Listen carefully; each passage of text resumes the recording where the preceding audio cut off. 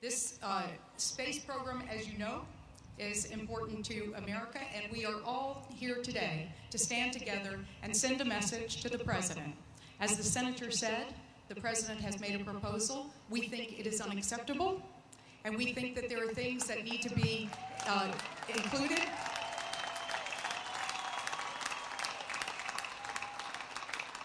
I have said from the beginning that what was proposed in the President's budget is not acceptable for the Space Coast or for the future of America's space program. So, as Robin did, I will do also. Mr. President, we need a plan for NASA that will make sure that we maintain our international leadership in space, in science, and in technology.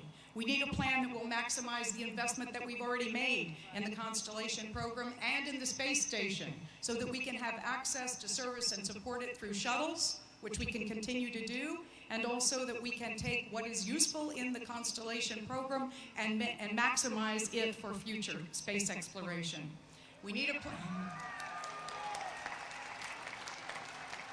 We need a plan that strengthens national security by maintaining our superiority in space-based military technology, as Mr. Posey said. We need a plan, Mr. President, for space exploration that identifies a destination, a NASA-led vehicle, and a timeline, so that our workforce will be focused and ready to do what it is designated that they should do for the next phase of space exploration.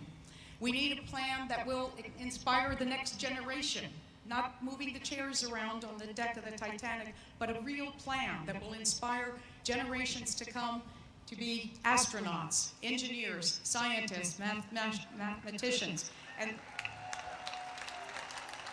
there is no better way to inspire a generation for those economic opportunities that will be our lifeblood of the 21st century economic global economy than through space exploration and all that it inspires in each of us and has for many years. If you look back in history, the single greatest achievement in the history of mankind was putting a man on the moon. And that was done by this community, by you, your families, and the heart and soul of this community. We all remember those immortal words, that's one small step for man, one giant leap for mankind. Those words changed the world. We cannot allow the Chinese or the Russians or anyone else seize superiority in space exploration away from us. Exploration is what we do. We need a defined mission, Mr. President. We need to go back to the moon by 2015, and we need to go to Mars by 2020.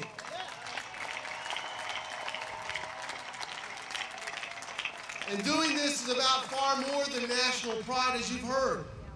It's about whether we're going to continue to be a world economic superpower. It's about whether or not we're going to continue to be a world military superpower. This defines us as a country, and we cannot and will not allow this to change. Mr. President, don't take away these jobs, save them.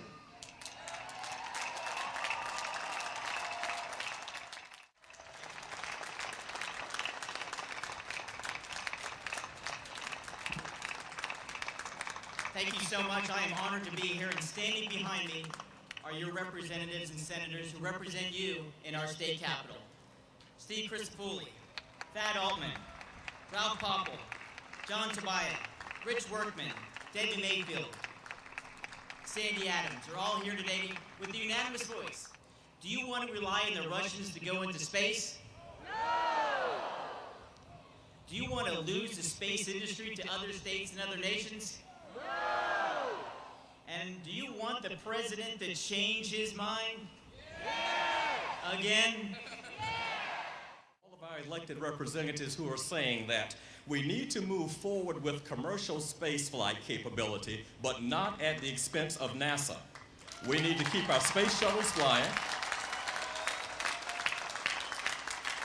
We need to keep our space shuttles flying. We need to keep Project Constellation on track until we develop a new vehicle to take us into deep space by NASA and develop the capability to serve low Earth orbit by the commercial spaceflight companies. To prematurely shut down the space program and prematurely cancel Constellation would cause us to relinquish our lead in space. And if we relinquish our lead in space, we relinquish our lead in everything else that we do in this country. And if we relinquish our lead in everything that we do in this country,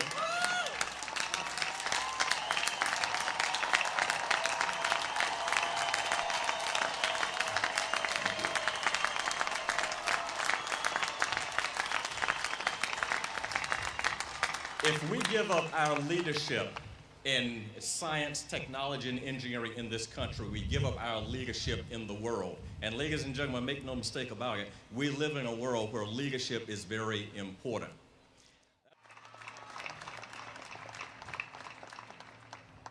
Dear legislators, my name is Kevin Olin, and I'm a 6th grader at Enterprise Elementary School. Both my parents work at Space Center. I believe that my dream is to one day sit on the moon and look down at Earth and gaze upon the stars. I believe that me and many others deserve a chance at this dream. So really, my dream and my parents' jobs are in your hands.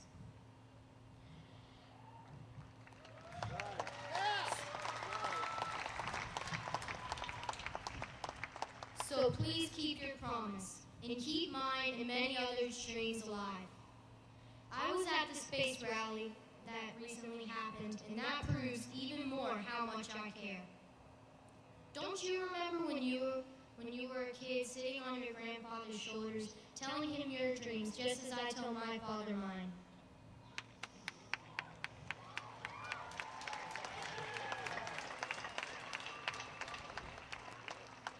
Please keep mine and many others' dreams alive, and keep your promise.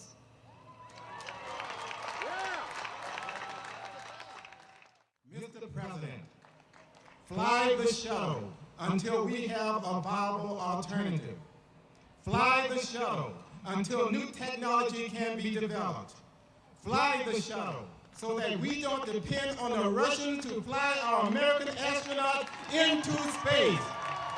Mr. President, we, the American space workers, are the best at what we do.